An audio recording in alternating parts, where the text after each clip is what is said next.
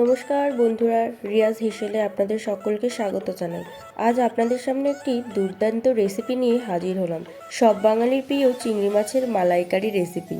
তবে চলুন দেখে নেওয়া যাক আমি কি উপকরণ ব্যবহার করে রেসিপিটি বানাই।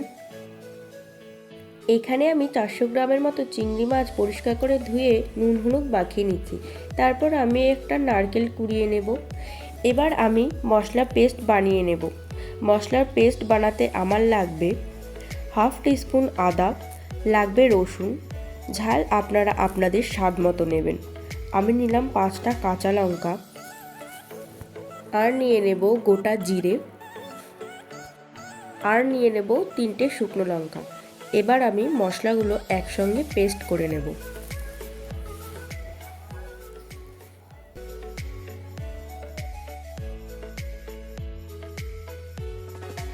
আমার মশলার পেস্ট একদম তৈরি। কুড়িয়ে রাখা নারকেলটা আমি পেস্ট করে নিয়েছি। আর লাগছে কিছুটা পেঁয়াজ কুচি আর চিড়ে রাখা কিছু কাঁচা লঙ্কা।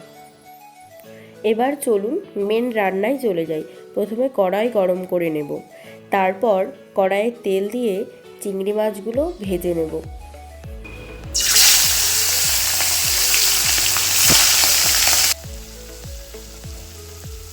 আমি এখানে সর্ষের তেল ব্যবহার করেছি, আপনারা চাইলে যে কোনো তেল ব্যবহার করতে পারেন।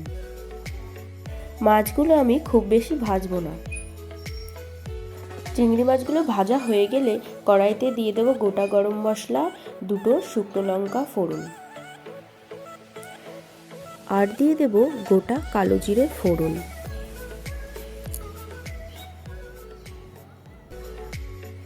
এবার কুচিয়ে রাখা পেঁয়াজগুলোকে কড়াইতে দিয়ে দেব।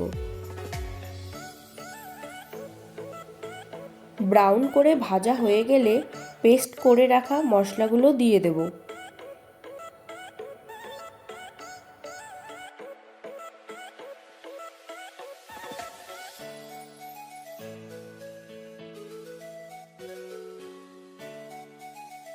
এখন দিয়ে দেব হলুদ গুঁড়ো, তারপর দিয়ে দেব পরিমাণ মতো লবণ। মশলাটা ভালোভাবে কষিয়ে নিয়ে দিয়ে দেব আগে থেকে পেস্ট করে রাখা সর্ষে।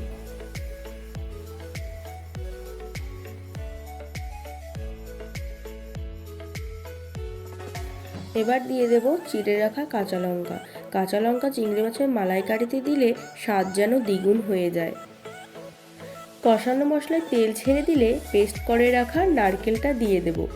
নারকেলের পেস্টটা ভালোভাবে মশলার সাথে মিশিয়ে চিংড়ি মাছগুলো দিয়ে দেব।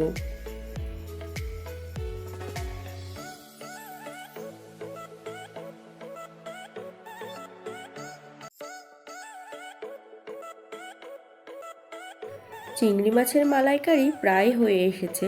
নামানোর আগে গুঁড়ো গরম মশলা দিয়ে দেব। নামানোর আগে কাঁচা সরিষার তেল সামান্য দিয়ে দেব। কাঁচা সর্ষের তেল মালাইকারিতে যেন এক আলাদাই ফ্লেভার আনে। চিংড়ি মাছের মালাইকারি একদম তৈরি। রেসিপিটি কেমন লাগলো অবশ্যই জানাবেন। ভালো লাগলে একটা লাইক, কমেন্ট, শেয়ার এবং সাবস্ক্রাইব করে দেবেন।